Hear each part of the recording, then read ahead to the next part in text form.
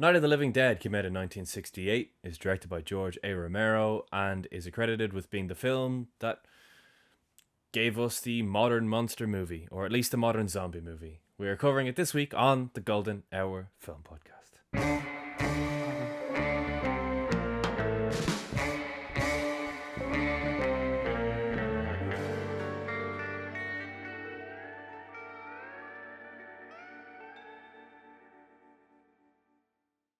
Hello, everybody. Welcome back to the Golden Hour Film Podcast. My name is Harry Bailey. I am joined by my co-host, not guest host, Shane Mulvaney. Shane, at the end of this episode, we have the biggest announcement in podcast history. Next month is the biggest month in podcast history, but we will talk about that at the end of the episode. But in the meantime, Shane, how are you? Yeah, pretty good. Pretty good. Looking forward to getting through this. Night of the Living Dead. Obviously, is it the first zombie movie we've done? I think it is. Yes. I believe yes. it is. Yeah. Unless you count Under Capricorn and the Paradine case, but that's just because of the acting. Yeah. The sluggish pace. Very sluggish. No, this is Night of the Living Dead. It is a film that I think like more or less everyone's heard of. It is a classic of Halloween. Everybody's seen it realistically, partially because of that titling error where they accidentally put this film in the public domain.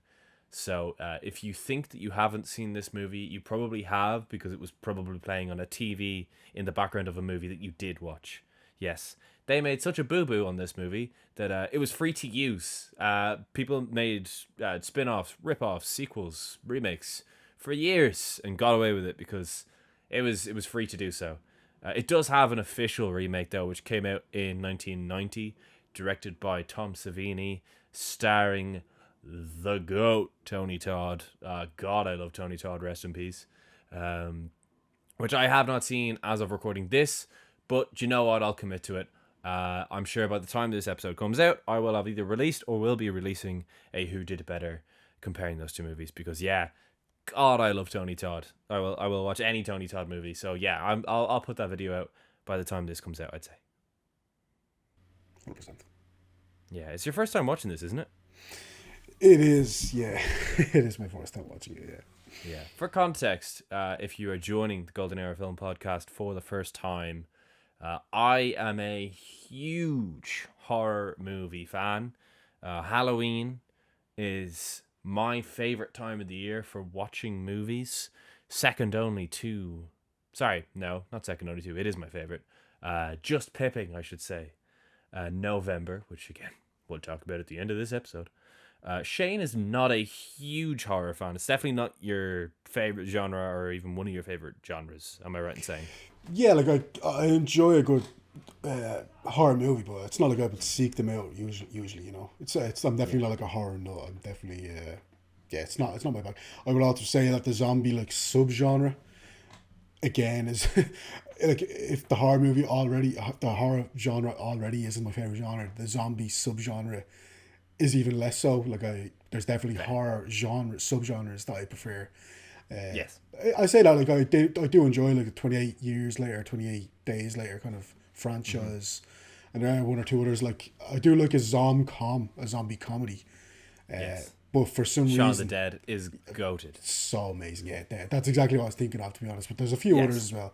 There's definitely a few others. And I do like kind of zombie apocalypse stuff, like, you know, The Last of Us and stuff like that. But again, when it's done well, it's done really well, but it's definitely not my favorite subgenre either. So anything I say on this podcast, just have that in mind. It's it's maybe I'm just not the target audience. Have you seen Train to Busan? I have, actually. I do enjoy Train to Busan. I did enjoy that. But again, that's a great zombie movie. But again, that's one where like I remember people saying it's one of the great films of the decade, of the kind of 2010s. I enjoyed it, but I definitely wouldn't agree with that, to be honest. Like, again, that could be just a personal thing. But no, it's a really good film. I did actually enjoy that. Yeah. No, I actually would also agree that zombie movies are definitely not my favorite subgenre of horror. I am a slasher man. I am a southern gothic man. I am a giallo man, amongst other things. But yeah, zombie wouldn't even be my favorite of the monsters, to be honest. But that being said, Night of the Living Dead, for me, is amazing. The fact that it exists, we've spoken about this, and I think going forward we're gonna end up referencing this movie a whole lot. We talked about how when they made Doctor No that they got the James Bond formula right first try, and how amazing that is. We also referenced that with Godzilla, and again, so many precedents were set for the zombie movie with this film. Zombie movies did exist prior to this. Don Siegel's Invasion of the Body Snatchers is a fantastic film. If any of you haven't seen it, which came out in the 50s, really, really, really great. But although it's a zombie movie, you're watching it and it's clearly a zombie movie. There's a lot of things about it that you wouldn't associate with zombie movies anymore. Like they like grow out of the ground and they rely on the earth and stuff. Whereas this is like just the dead have become living. They are trying to eat people. You shoot them in the brain or you burn them, and everybody's trying to survive, and everyone's a bit of a dick. Because it's a very bleak movie. I love reading about Roger Ebert's first time seeing this, and he went to the cinema. And obviously, horror back then was a very different genre. Obviously, you had the likes of Psycho and stuff, but horror back then was something you take the kids to, and it's kind of fun. You get a scream out of them, and you were getting a scream every time the kids would see a zombie on screen or whatever. But there's like a midway point where it really starts to get bleak, and it really does show the darker side of humanity when pushed up against a wall or backed into a corner. How dark humanity can get, and just how dark this movie gets, and how bleak it is. How a lot of the characters end up. And he was saying that it went from like a fun horror experience to like utterly terrifying. Like everyone in the screen hadn't seen a horror movie like this before, that was just so bleak, just showed humanity in such a dark way that it like sucked all the volume out of the room. Like people were too stunned to actually scream anymore. So amazing. But yeah, that being said, if you're not a fan of films that depict arseholes, you probably won't enjoy this film, because this is very much like these people are fending for their lives, and the absolute worst sides of them all is coming out on show. In particular, of course, there has to be a character called Harry, who is just an absolute loser, a total Can't trust those goon. Harrys. I keep saying it. Nah, I can't trust him. Can't trust him. Absolute goon of a character. But to be honest, more or less every character, for one reason or another in this film, uh, is basically shown to, they are all pushed into a corner. They're all backed up against the wall. They're all fighting for their lives, and just their worst sides are all coming out. Yeah. So Shane, give us a spoiler-free review of your first time watching The Night of the Living Dead. I enjoy it and appreciate it from an artistic standpoint. I think the opening scene actually is great. Like it's handheld. There's some weird, funky kind of almost Dutch angles in there.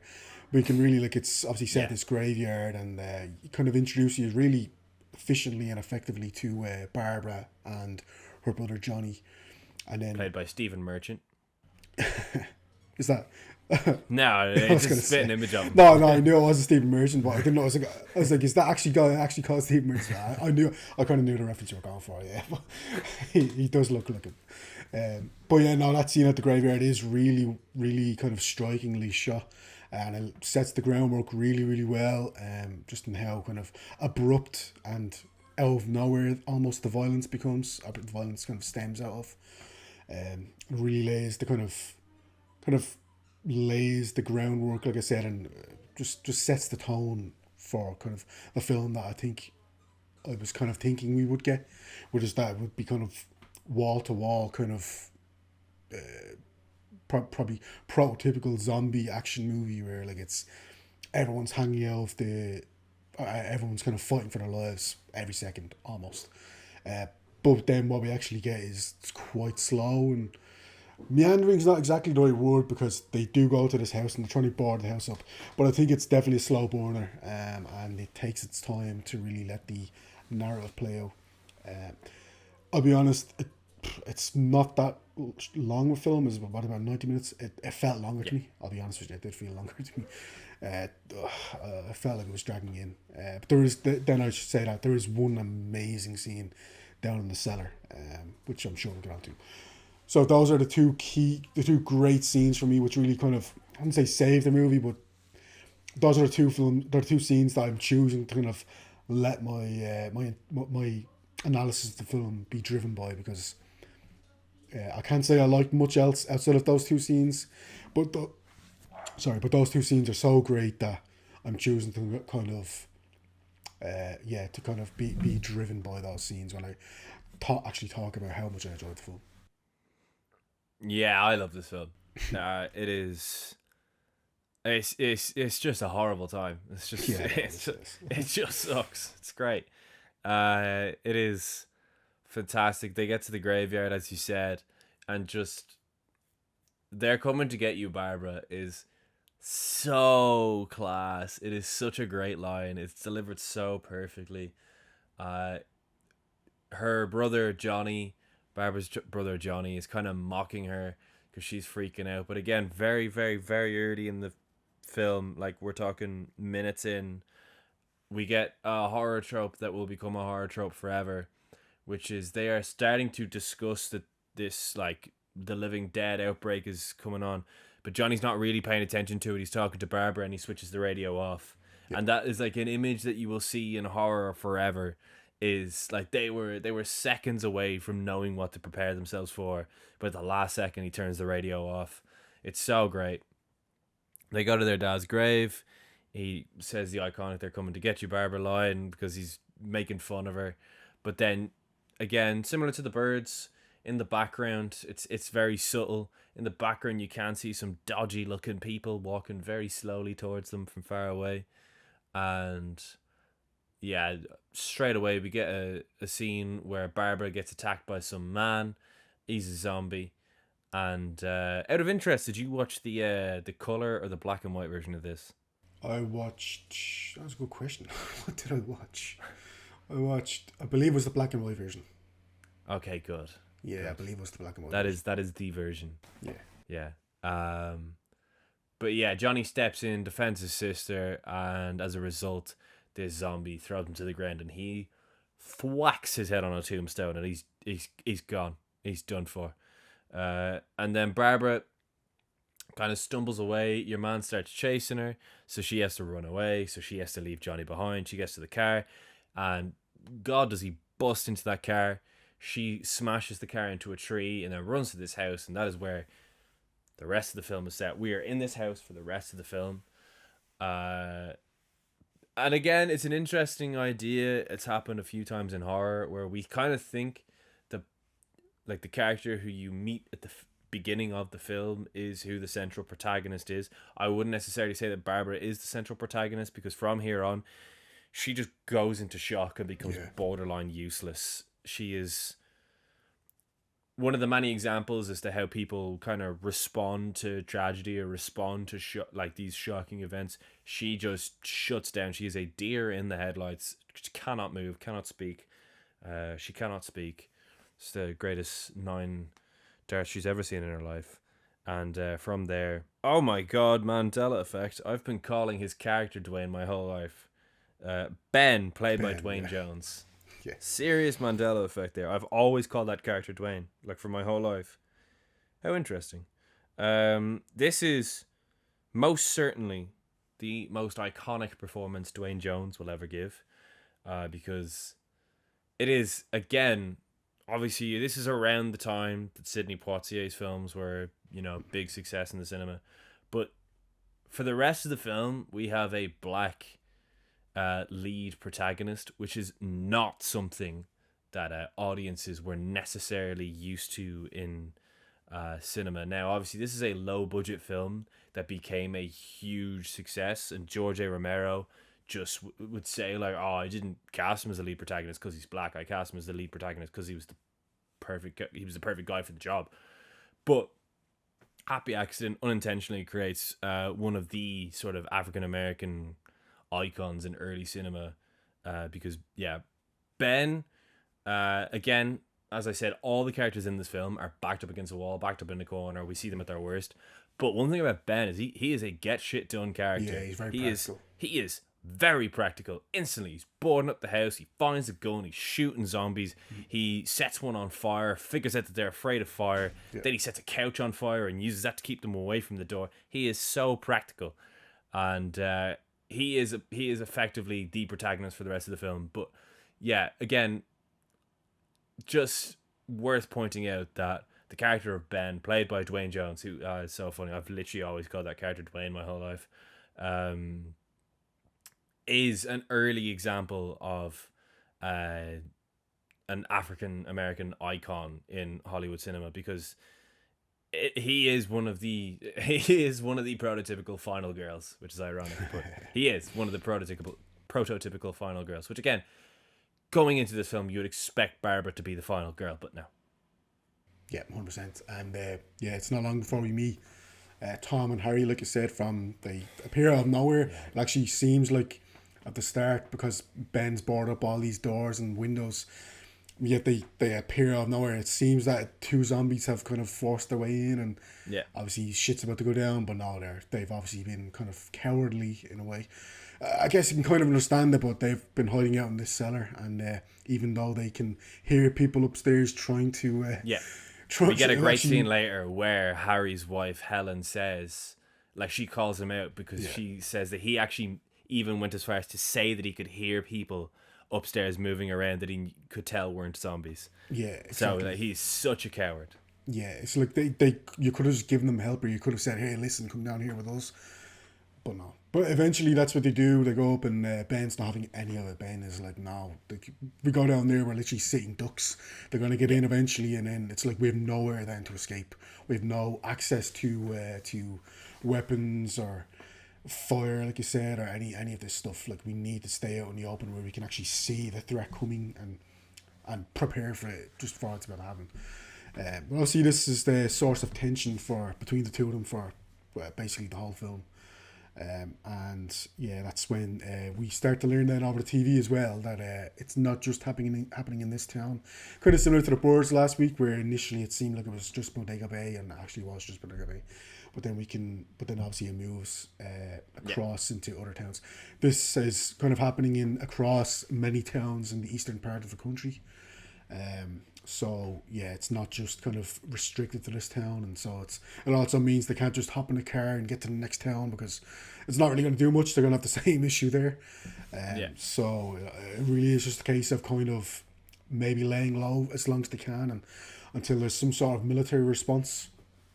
And that seems to be what they're kind of holding out for, praying for at least at the start of, yeah, or at least at this point in the film. Yeah, some unbelievable effects early on as well in the house. When Barbara's running around the house for the first time, when she gets to the top of the stairs and she sees that like skull that's just like the face has just been torn off. It is unbelievable practical effects, so good. But yeah, Ben and Harry are very much enemies in this movie. It is very much upstairs downstairs divide. Yeah. Harry is convinced that the cellar is the safest place because there's only one way for the zombies to get in, whereas Ben points out, but that also means that there is no escape. It is, you are defending that one point, and if they breach it, you're done for. So they cannot come to terms.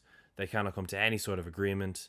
The other guy who came up with Harry, Tom, is definitely a more reasonable guy. He's very quick to be like, actually, this guy's talking more sense than you, so I'm going to hang out with this guy. That being said, he's very much a follower, not a leader. So he's just happy to go along with whatever plan comes along. And it's worth noting as well that Harry is there with his wife Helen, and Tom is there with his partner Judy. And then the other person in the house is Harry and Helen's daughter, who has been bitten by one of these zombies. You all know it's going to come, but they certainly didn't know in 68. because she is down unconscious on a table in the cellar, and they take it in turns tending to her. And again, I love how with the TV and the radio updates, different things become important. So Yeah. first of all, it's like, okay, with the first one, it's you guys need to take shelter. So the plan is, right, we got to board this thing up. But then the second one comes out and says the most certified way to kill them is to shoot them in the head. Yeah. And then all of a sudden, the gun in that house is like the center of everything.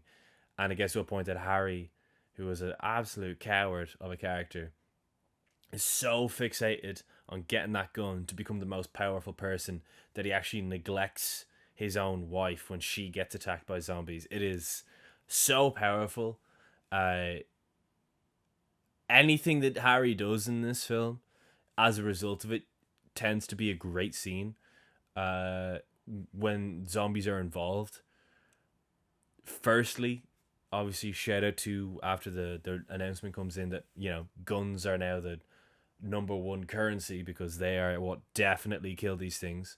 And as the zombies then start battering their way in, Ben is quick up to hold the door. Tom is quick up to hold the door. Even Helen goes up against the window, whilst useless old Barbara just sits on the couch in shock. Not joking, but she is fairly useless in this film. Um, and all Harry can do is back into the corner as far away from all the zombies as he can and try and figure out a way of getting the gun. And eventually he does get the gun. But yeah, as well, there's a scene prior to that, and it's for me one of the best scenes in the film, uh, which is Tom and Ben, and as a result of Tom, Judy also decide that they're going to go out and try and get a truck and try and bring the truck over so they can all load the truck and escape. Because when they find out that the locals have basically rallied and are just mass executing these zombies, the locals have really rallied. These guys are just particularly unfortunate to be stuck in this house because like it's gotten to a point now where they are kind of getting things under control, and they just need to hold tight for the locals to execute their way to the house. But they're like, nah, fuck it, we'll get a truck, we will drive to the locals, we'll meet up with them because they're on their way to the National Guard, and once you get to the National Guard, you'd like to think you'll be safe. But yeah, as we kind of referenced last week, similar to the birds, that plan going to the truck does not go well. No, no. Like you said, they're getting to the truck, and then all of a sudden, they start to get swarmed and surrounded by a bunch of zombies. So they figure, obviously, the only thing to do is to try and escape from here. But what happens?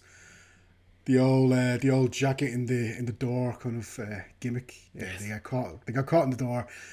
Ben does manage to escape, but his girlfriend, Tom's girlfriend, and Tom don't.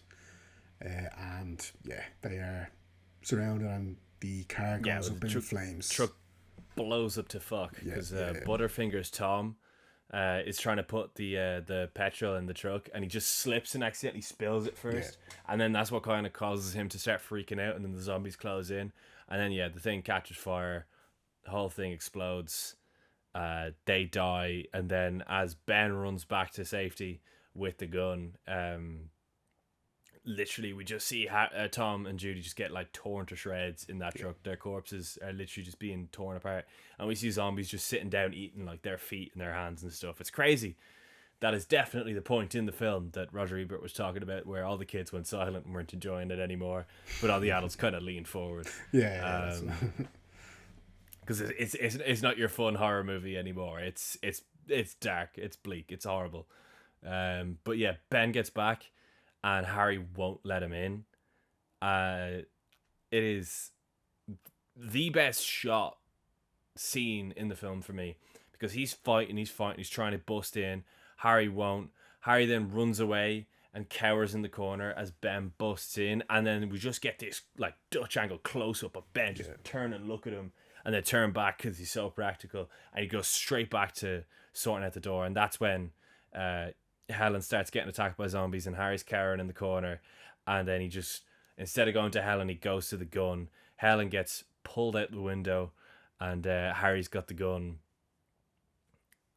Ben, he points the gun at Ben, and basically tries to command everyone to go down to the cellar because it's his plan. Ben's like, I ain't doing that. Takes the gun off him, shoots him. He stumbles down into the cellar. Uh, it is crazy. Sorry, I said Helen got pulled out the window. I'm thinking of Barbara. Barbara gets pulled out the Yeah. window by her brother Johnny. So, by Barbara.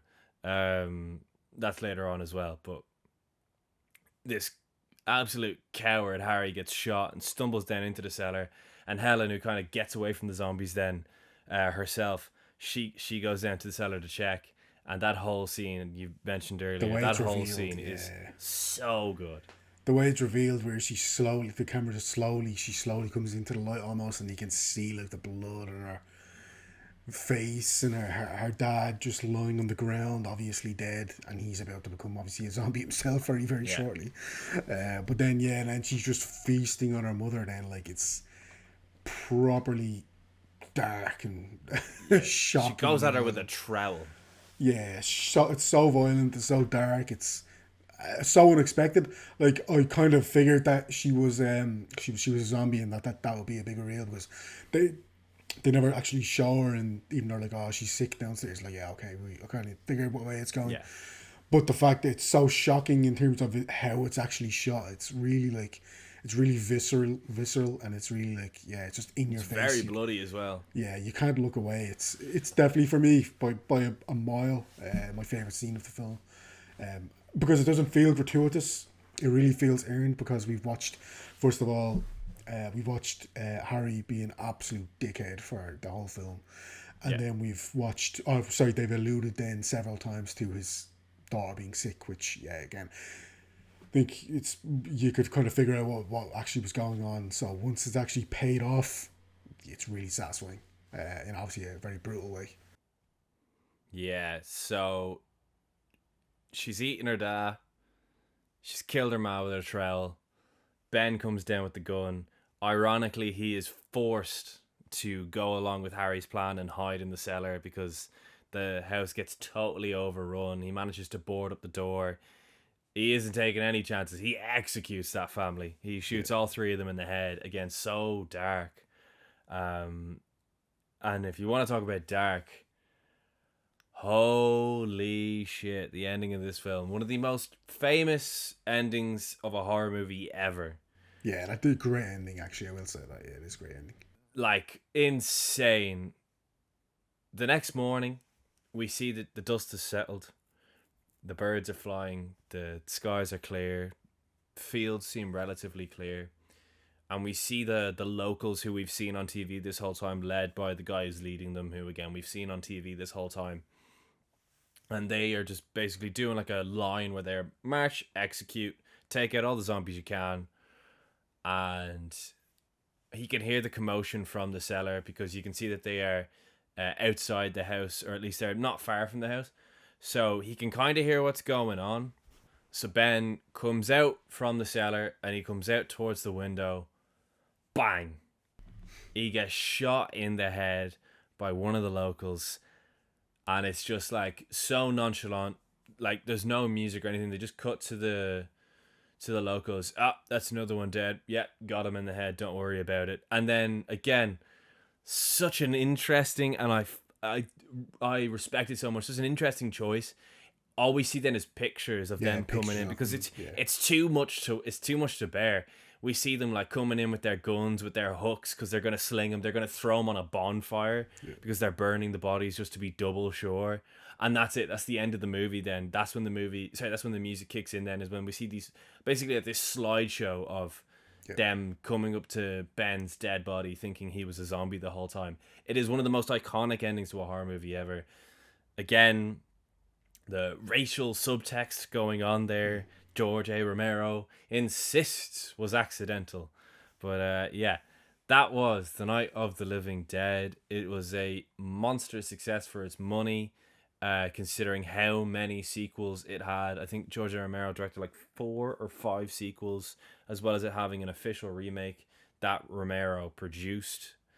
It is the OG zombie movie as far as zombie movies we see today. And to my point, we all know that the daughter is becoming a zombie. The fact that that scene is still shocking nearly 60 years later Yeah, just goes to show how amazing it is, because of like Romero decides, yeah, it's obviously scary and shocking at the time because the concept of like this girl becoming a zombie is like, oh my god, no, like a child, whatever, like the child's murdering its parents. This is crazy. But how viscerally he shot it, how graphically he shot it, how violent he made it is such a genius choice. Because yeah, sometimes violence in cinema is very artistic, and for me that is a clear example, because 60 years later we're still shocked by that scene in Night of the Living Dead as well as the ending. But again, I also respect his choice to just show like a picture slideshow of the yeah, ending, because it that's is smart. it's a real memorable way of doing that as well. It shows that like he's not just doing violence for the sake of violence either. Like there is a level of art to it. This is a classic horror movie for me. I gave it 4 stars. I thoroughly enjoyed it. Zombie movies aren't my thing. I could probably name on one hand how many I love, but that being said, this would be one of them. Shane, what about you? Yeah, like I said, I appreciate the artistic kind of choices that George A. Romero made, especially like you said, the picture choice at the end, where it's like, yeah, I think it's a nice little cap on the film, because it does kind of allow you to just sit in what you've actually seen, which is this very, very Yeah, shocking ending. Um, I did it makes also you think about what you've seen. yeah, exactly, yeah, and I did also enjoy how it's clearly like it does set out kind of what a zombie movie that we know today, like some of the, like in the way that I think if you think about Dracula, so the original Dracula film lays out kind of exactly how to depict how to kill Dracula, which is obviously we all know. But this is like, right, so this burning the bodies is one and shooting the head is another, and it's like it's giving you kind of the blueprint for how to do a zombie movie going forward. Obviously there have been deviations from that kind of blueprint, Mm-hmm. and people have done wrong things, but this is like, because it worked well in this, from a violence point of view, it's almost like, right, that's one pretty good option if you want to go down the route. If you want to do something else, fine, but this is a good way of kind of shooting it if you want to do that. Like I said, zombie movies just aren't my thing, and horror movies aren't really my thing either. Yeah, I did give it 2.5 stars, which to me, I know, yeah, I know. It's, you're Yeah, not the only person who's gonna have that reaction. To be honest, look, I just have to kind of go with my kind of honest feeling and my honest of course. gut feeling. So you know what I mean. Like I It's said, also rare that we like strongly disagree on a movie. yeah, I think it's probably only once or twice, maybe. Like even It's a Wonderful Life, I did actually enjoy. I just don't love it as much as you, Yeah. you know. So this is probably the one. It's not that I disliked the film. It's just that I didn't really feel that much for a lot of it until the final act is very, very hard hitting, especially the final scene, like you said. But for a lot of it, I was just kind of a bit bored. I can't lie. Um, yeah, and added that to the fact that I'm just not a big horror fan, and I'm not a big zombie fan. So, like, I'm absolutely fine with people just disregarding my opinion on this completely. Of course, you can do it for every film. That's cool too. But this in particular, because yeah, it's just I don't think this subgenre is really cultivated to my tastes. So yeah, that's what I gave it, and yeah, sorry. And yeah, in a typical fashion, of course, my camera has died as I'm now about to present the biggest announcement in podcast history. Hence, for those of you watching on YouTube, I am now on my phone. But yes, next month, as I'm sure all of you could have predicted, it is Noir Vember once again. Can we rekindle last year's glory? Maybe. That being said, Hopefully. this year, huge announcement, huge change of pace, as Shane would often say. This time round, it is not 4 films. For 1 month only, because we are not committing to this for the month of December, but for 1 month only, because we love Noirvember so much, we will be doing 8 films, 8 episodes, 2 episodes a week, We will be airing those episodes on Tuesdays at 6 p.m. GMT and the usual Fridays at 6 p.m. GMT. And those 8 films are on our Instagram. You can figure it out for yourself because the big board has returned. I've gone through the painstaking effort of making another big notice board full of clues, full of red herrings, and you can decipher what you think the 8 films we are covering are. That being said, we'll give you one because at the end of each episode, we'll tell you what we're covering next week. Next week, we're covering the OG, The Strangers on the Third Floor, a triumphant return to the podcast for not only the film noir genre, but also Peter Lorre and Elisha Cook Jr. Oh my God, Batman and Robin are back on the podcast, and we are very much looking forward to covering Strangers on the Third Floor. Stranger on the Third Floor, I should say. Yes, the other 7 you can figure out for yourselves, but head over to our Instagram, and I would say, will we say a day before or two? No, a day before each episode comes out, we will announce on the Instagram what we are covering the next day. So on the Monday and the Thursday, we will be telling you on our Instagram what we are covering the next day. But yes, Noir-vember is back. Very exciting. Plenty of short videos coming your way as well, as there have been already. And yeah, we are very much looking forward to essentially our Christmas on the podcast. Yeah, honestly. Yeah. Shane, a few words on Noir-vember. Yeah, like I think you just mentioned it kind of briefly. Last year was like probably certainly the arc that was most successful for us from a viewership and engagement point of view, and that was really kind of encouraging to see because felt like probably for the first time that we were really starting to get a bit of an audience, a bit of a following. So yeah, by all means, please do the same this time. Like and subscribe, all that stuff, but also do comment on the videos and please, and all that stuff because we really do enjoy the communication and the engagement. But yeah, that's 8 films. So you're gonna have 8 opportunities plus all the short videos we're gonna be doing and we have already done. But yeah, potentially as well, return of the 12. Last year I recommended 12 great films in war that I think everyone should see.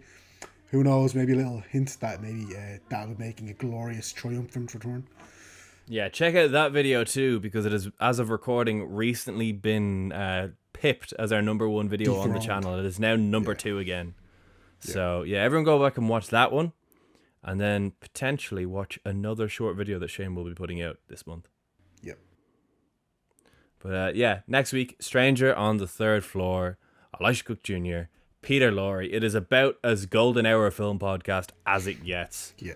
All we're missing is Claude Rains and Leo G. Carroll, I guess. But like, he's kind of forced on us. Anyway, next week, Stranger on the Third Floor, Noir-vember. That is coming out to you next Tuesday at 6 p.m. GMT. So we'll see you all next Tuesday. Did not mean to call you all. Anyway, see you next Tuesday for the Golden Hour Film Podcast. Thank you very much. And I've been Harry Bailey. And I've been Shane Bonnie. Goodbye. That was We Are Under Attack.